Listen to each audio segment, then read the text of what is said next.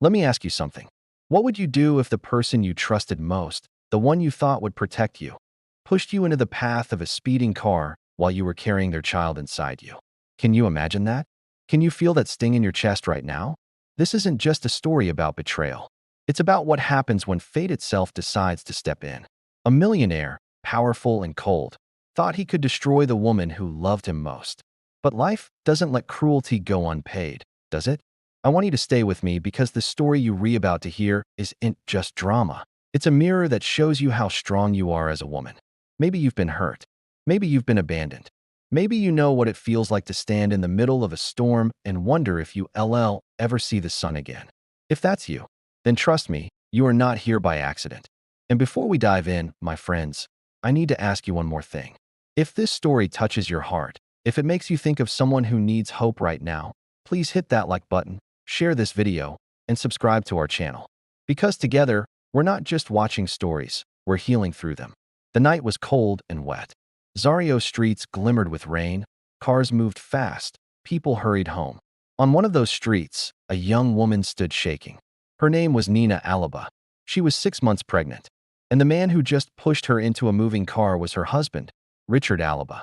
Nina begged as she fell backward. "Richard, please, the baby," but his eyes were cold. The car's headlights came closer. Tires screamed. The sound of metal hitting her body echoed. Nina hit the ground.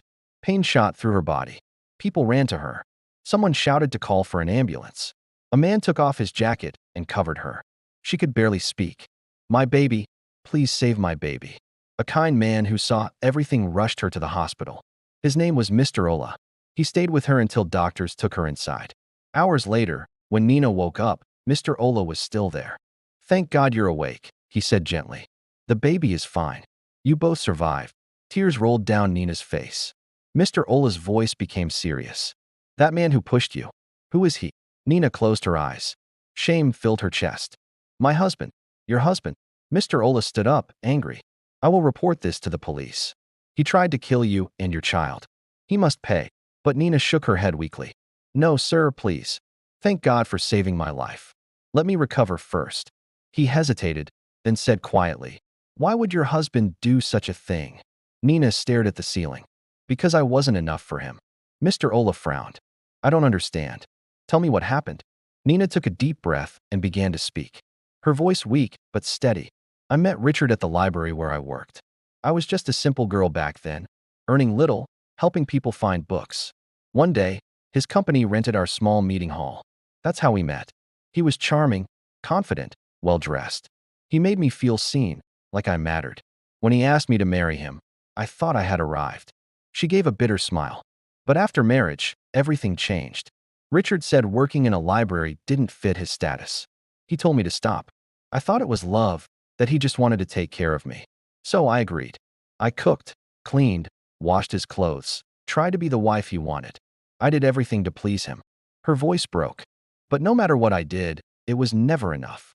One night after a party, he looked at me and said, 'You're so backward.'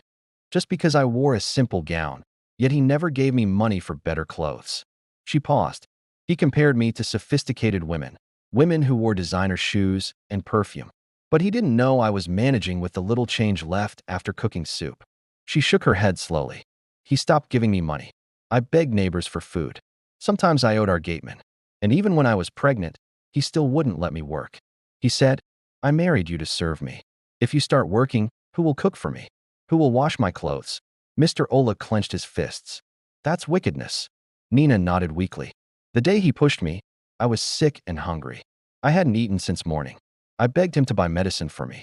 He was dressing to go out with his mistress. When I knelt and begged, the woman got angry. She said, 'It's time you choose between your classy woman and that local wife of yours.'" She paused, tears spilling. Richard looked at me with disgust. I still tried to talk to him, but before I could finish my sentence, he pushed me hard, right into a speeding car. "That's how I got here." She sighed. "And I'm sure he entered the car with the mistress and drove off." The room went quiet. Mr. Ola looked at her speechless. He saw the pain and tiredness in her eyes. He nodded slowly. "If you need anything, here is my number. Don't suffer alone." Nina stayed in the hospital for 2 weeks. Her body healed slowly. Her heart was broken, but every time she felt the baby kick, She remembered she had to be strong.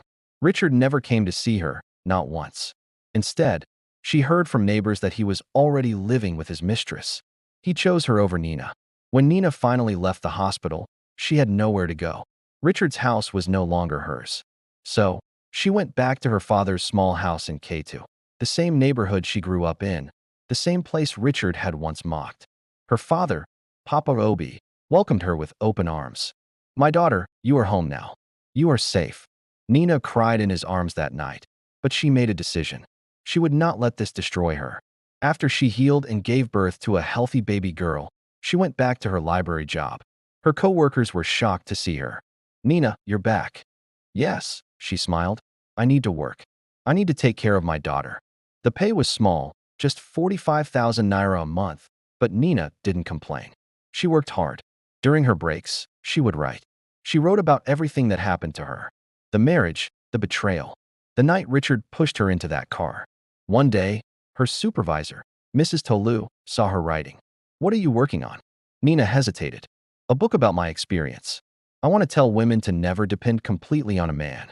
Even if you marry rich, keep something small for yourself. Keep working. Keep earning because you never know." Mrs. Tolu's eyes filled with tears. "Nina, this is powerful. You must publish this." "But I don't have money for publishing," Nina said. Mrs. Tolu thought for a moment. "The library has a small loan program for staff. You can borrow money and pay it back in small installments." Nina's heart jumped. Really? Within weeks, Nina borrowed 200,000 naira from the library. She used it to edit and print her first book. She called it "When Love Becomes Your Prison: How I Found Freedom." The book told her whole story, but it wasn't just her story. It had advice for women. Build yourself, no matter how small. Even if it's selling recharge cards, even if it's selling vegetables. Have something that is yours. Never put all your hope in a man. At first, the book sold slowly. Nina would carry copies to markets, to bus stops, to churches. She would tell women, "Read this. It might save your life." Then something amazing happened. A woman who bought the book worked at a radio station. She invited Nina for an interview. Nina went, carrying her baby on her back, and told her story on air. The phone lines exploded. Women called in crying, sharing their own stories. The book started selling fast. Within 3 months, Nina had sold 10,000 copies. She didn't stop there. She wrote a second book, "You Are Enough: Building Your Life One Step at a Time." Then a third, "Strong Women Don't Wait to Be Saved." Each book sold more than the last. Nina began speaking at women's conferences. Small ones at first, then bigger ones. Churches invited her. Organizations invited her. Television stations called. One day, Nina received an invitation to speak at a national women's conference in Lagos. The theme was economic empowerment for women. Nina stood on that stage in front of 5,000 women and said, "Today I stand before you, not as a victim, but as a woman who refused to stay down. Sisters, no man should make you feel like you are nothing. Build yourself, even small. You are enough." The crowd stood and clapped for 10 minutes straight. That conference was broadcast on national television, and Richard Alaba was watching. Richard's life had changed, but not the way he expected. After he married Linda, everything went wrong. Linda was beautiful, yes, but she couldn't cook. She didn't clean. She was jealous of every woman Richard spoke to. If Richard's phone rang and it was a female colleague, Linda would scream, "Who is that? Your side chick? You think you can cheat on me like you cheated on your first wife?" Richard tried to explain, "She's a business partner. I don't care. Delete her number." Linda started calling his female clients, insulting them. "Stay away from my husband." Business deals fell apart. Investors stopped working with Richard. His reputation was damaged. Linda would shout at him daily, "You left your first wife for me. Don't think I'm stupid. I know men like you." Richard's house became a war zone. No peace, no respect, no joy. He began to regret everything. When he saw Nina on TV that day, she was beautiful, confident, glowing, speaking to thousands of women. His chest tightened. That was his wife, the woman he threw away. And now she was a star. The next day, Richard drove to K2. He found Nina's father's house. He knocked. Papa Obi opened the door. When he saw Richard, his face became hard. "What do you want?" "I need to see Nina, sir. Please. My daughter is not here.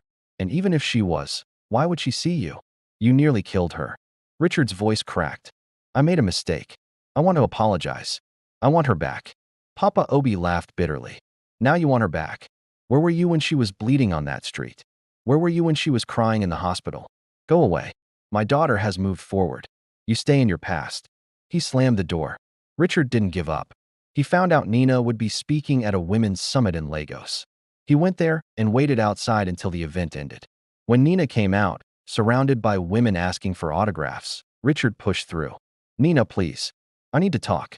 Nina stopped. She looked at him calmly. Richard. Nina, I'm sorry. I was foolish. I made a terrible mistake.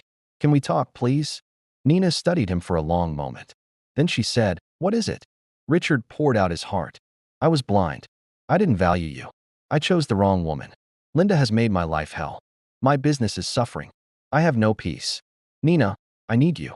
I want us to start again. Nina listened quietly. When he finished, she asked one question. Richard, if I was still living in my father's small house, struggling to feed our daughter, working my small library job, would you have come back? Richard opened his mouth, but no words came. Nina leaned forward. You came back because I became somebody. Not because you love me, not because you're sorry, but because you see value in me now. That's not love, Richard. That's greed. Richard's eyes filled with tears. I'm so sorry. Nina stood up. Richard, I forgive you truly, but I have moved on. I have a daughter to raise. I have women to inspire. I have a purpose. You go back to the life you chose. I'm staying in mine. She walked away, her head high, her heart free. Richard sat there broken. He had lost the best woman he ever had, and it was too late to get her back. Nina continued writing. Her book sold millions of copies across Africa. She became one of the most respected voices for women's empowerment. The woman Richard threw away became the woman who changed a generation. Sometimes your pain isn't meant to break you. It's meant to build you. Nina's story proves what the Bible says. The Lord is close to the brokenhearted. Her pain became her platform. Her suffering became her strength. And her story became the hope millions of women needed to hear. What would you have done in Nina's position? Let me know in the comments below. And if this story inspired you, please subscribe and share it with someone who needs to hear that their current chapter isn't their final story.